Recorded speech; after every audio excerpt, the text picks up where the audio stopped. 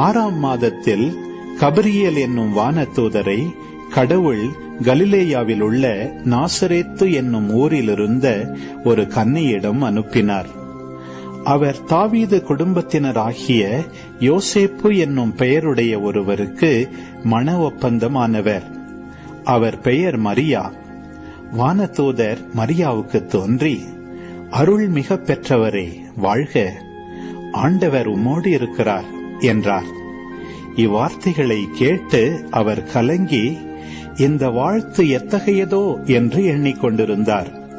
வானதூதர் அவரை பார்த்து, மரியா, அஞ்ச வேண்டாம், கடவுளின் அருளை கண்டடைந்துள்ளீர்.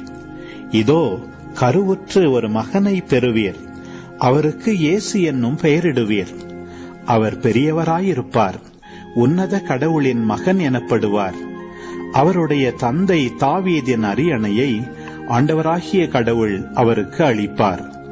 அவர் யாக்கோபின் குடும்பத்தின் மீது என்றென்றும் ஆட்சி செலுத்துவார். அவருடைய ஆட்சிக்கு முடிவே இராது என்றார். அதற்கு மரியா வானதூதரிடம், இது எப்படி நிகழும்? நான் கன்னியாயிற்றே என்றார். வானதூதர் அவரிடம், தூய ஆவி உம்மீது வரும், உன்னத கடவுளின் வல்லமை உம்மேல் நிழலிடும். ஆதலால் உம்மிடம் பிறக்கப் போகும் குழந்தை தூயது. அக்குழந்தை இறைமகன் எனப்படும். உம் உறவினராகிய எலிசபெத்தும் தம் முதிர்ந்த வயதில் ஒரு மகனை கருத்தரித்திருக்கிறார். கருவுற இயலாதவர் என்று சொல்லப்பட்ட அவருக்கு இது 6ஆம் மாதம். ஏனெனில் கடவுளால் இயலாதது ஒன்றுமில்லை என்றார். பின்னர் மரியா, நான் ஆண்டவரின் அடிமை, உம் சொற்படியே எனக்கு நிகழட்டும் என்றார்.